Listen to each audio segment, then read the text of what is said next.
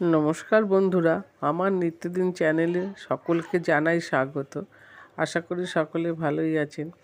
আর আপনারা দেখে বুঝতেই পাচ্ছেন যে জন্মাষ্টমী আমার গোপাল আছে, তাই আপনাদের সঙ্গে আমার জন্মাষ্টমীর পুজো আজকে শেয়ার করে দেখাবার চেষ্টা করলাম। আর যদি আপনাদের ভালো লেগে থাকে ছোট্ট করে একটা অন্তত লাইক দিয়ে দেবেন, আর শেয়ার করে দেবেন, পাশে থাকা বেল আইকনটি প্রেস করে দেবেন, যাতে সবার আগে আমার ভিডিওর নোটিফিকেশনগুলো পৌঁছে যায়। এবার চলুন দেখে আমি পুজো কী করে শুরু করি। এখন আমি আস্তে আস্তে কিছুটা ভোগ সাজানো হয়ে গেছে। এবার আমি গোপালকে স্নান করিয়ে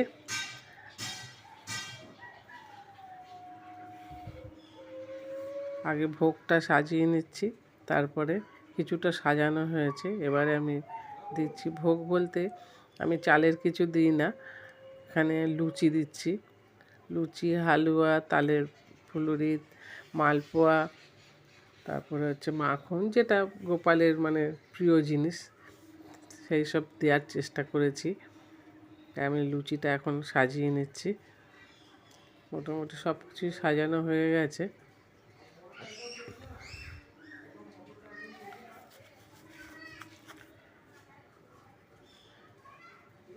আর ভোগের সবেতে তুলসী পাতা দিয়ে দিতে হবে, এবং নিচেও একটা, শুধু মাটিতে ভোগ বসাই না। এইটুকু যে আমি যতটুকু জানি ততটুকুই আপনাদের সঙ্গে শেয়ার করলাম। নিচেও একটা বেলপাতা হোক, ফুল হোক দিতে হয়, তারপরে উপরে তুলসী পাতা দিয়ে দিতে হয়। এটা আপনারা সকলেই জানেন যে তুলসী পাতা ছাড়া নারায়ণ ভোগ হয় না। নারায়ণ বলুন, কৃষ্ণ বলুন, সবই এক। তাই আমি সব প্রসাদগুলোতে তুলসী পাতা দিয়ে দিচ্ছি। ও নাড়ুও করেছি, আমি সব ঘরেই করেছি, কিছু কেনা আনিনি, এখনো পর্যন্ত ঘরেই তৈরি করে দিই।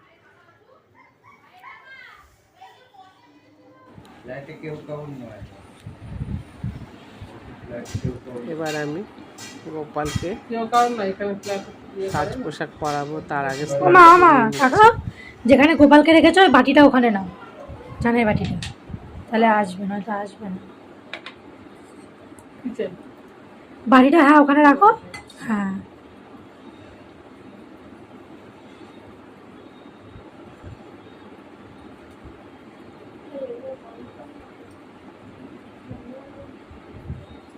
দাঁড়া, এটা করে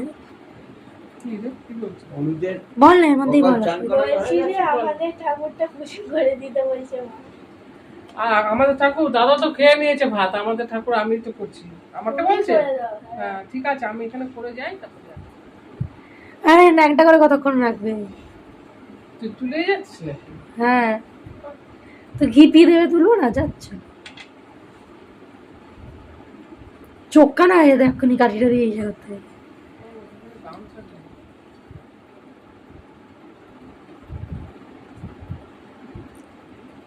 আজকে ওপরে চ্যাট চ্যাট করবে মধুতে, ঘিতে।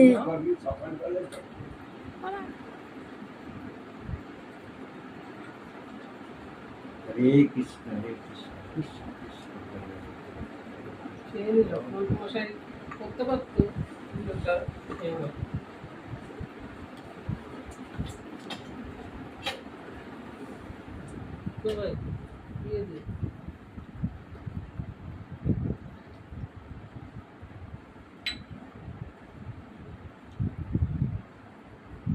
জল দিয়ে না দিলে তো গোপালে গায়ে পিঁপড়ে উঠে যাবে, সাজ হবে।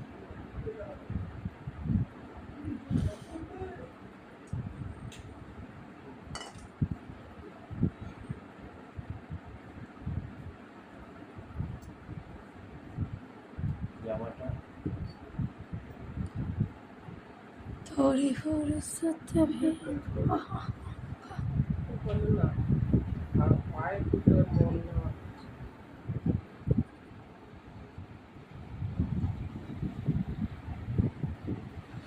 জন্মদিন আজকে না, জন্মদিন। हैप्पी बर्थडे टू यू, বল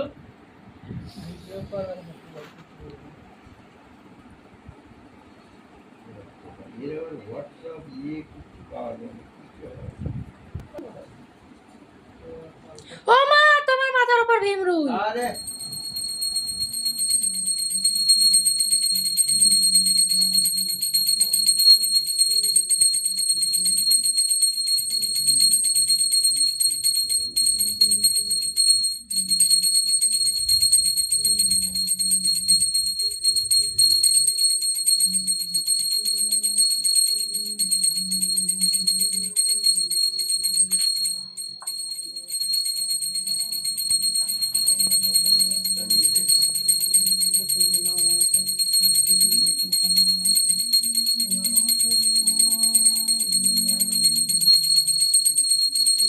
লাভ করিয়া থাকেন।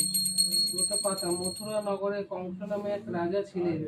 দেবদির যে তার হিংসা ছিল সবচাইতে বেশি, তিনি আদেশ দিলেন যে আমার রাজ্যের মধ্যে যে হরিনাম করবে তাকে কারাগারে থাকতে হবে।